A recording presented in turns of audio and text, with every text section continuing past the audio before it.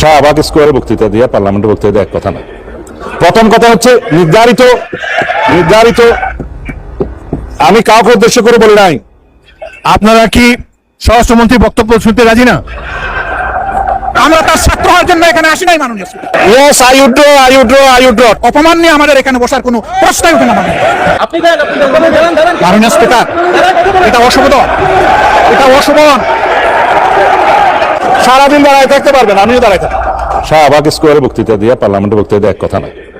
প্রথম কথা হচ্ছে নির্ধারিত আমি কাউকে উদ্দেশ্য করে বলি নাই। আমি কাউকে বললেন আমি তো আপনারা কথা বলার সময় কথা বলি নাই। মাননীয় স্পিকার, আমি আপনার সরকার চাচ্ছি। মাননীয় প্রিয় দলীয় সদস্যবৃন্দ, আপনারা অনুগ্রহ করে স্বরাষ্ট্রমন্ত্রীর বক্তব্য শুনবেন। Yes, I withdraw. ঠিক আছে,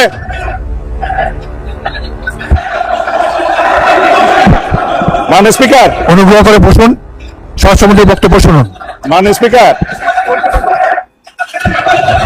মাননীয় সদস্যবৃন্দ, অপেক্ষা করুন। আপনারা অনুগ্রহ করে বসুন, অনুগ্রহ করে নিজ নিজ আসনে বসুন।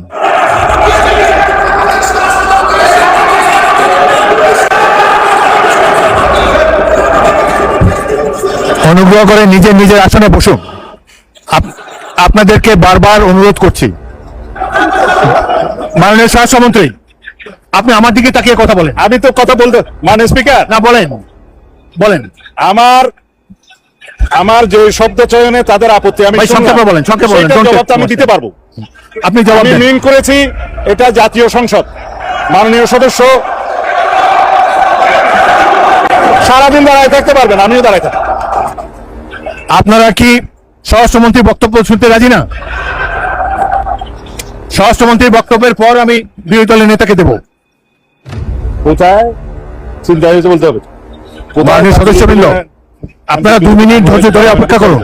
আসমানের উপর কথা দিতে হবে না। মাননীয় স্বরাষ্ট্রমন্ত্রী, আপনি জবাব দেন। মাননীয় স্পিকার, নূতন কোথায় বিরোধী দলীয় কোন এমপির মামলায় আসামি গ্রেপ্তার হয় না, সেটা স্পেসিফিক প্রশ্ন দরকার। বলেন, তারপর বলেন। এবং কোথায় চিন্তায় হয়েছে আসামি গ্রেপ্তার হয় নাই, সেটার স্পেসিফিক বর্ণনা দরকার।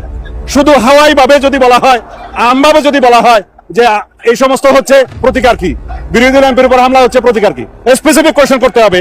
সেই জন্য বলছি এটা মহান জাতীয় সংসদ, বাইরের বক্তৃতা এখানে চলে না। ধন্যবাদ। স্পেসিফিক প্রশ্ন করতে হবে, ধন্যবাদ মাননীয় স্বরাষ্ট্রমন্ত্রী। উত্তর দিতে হবে। মাই ইন্টেনশন। মাননীয় বিরোধী দলের নেতা।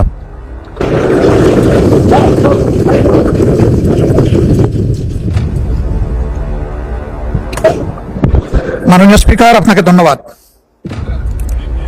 আমাকে আগে সুযোগ দিলে ওনার কথাটা শুনতে পেতাম।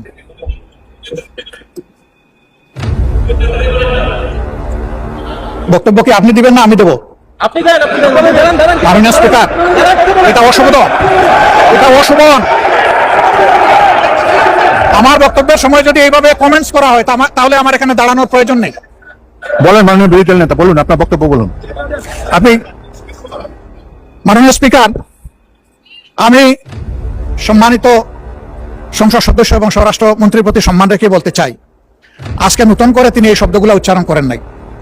সংসদ অধিবেশন যেদিন থেকে বসা শুরু হয়েছে সেদিন থেকেই তিনি তুচ্ছ তাচ্ছিল্য করে সবাইকে বলেন। উনি নিজেকে কি মনে করেন আমি বুঝতে পারি না। এমনকি তিনি সেই দুঃসাহস এখানে দাঁড়িয়ে তিনি দেখিয়েছেন, তিনি বলেছেন যে এই সংসদে তিনি শিক্ষকের ভূমিকা পালন করবেন। আমরা তার ছাত্র হওয়ার জন্য এখানে আসি নাই মাননীয় স্পিকার। শিক্ষকতা করতে হলে তিনি একটা ইউনিভার্সিটি খুলুন, ওখানে যা পছন্দ গিয়ে ভর্তি হবে, ওনার লেকচার শুনবে। আজকে একই বক্তব্যে 2 বার উনি অ্যাটাক করে ফেললেন। আমার সঙ্গীরা তো মনে করে, আমি নিজেও মনে করি যে এইটা কালচারাল না, এইটা পার্লামেন্টারিয়ান ফেসিজম।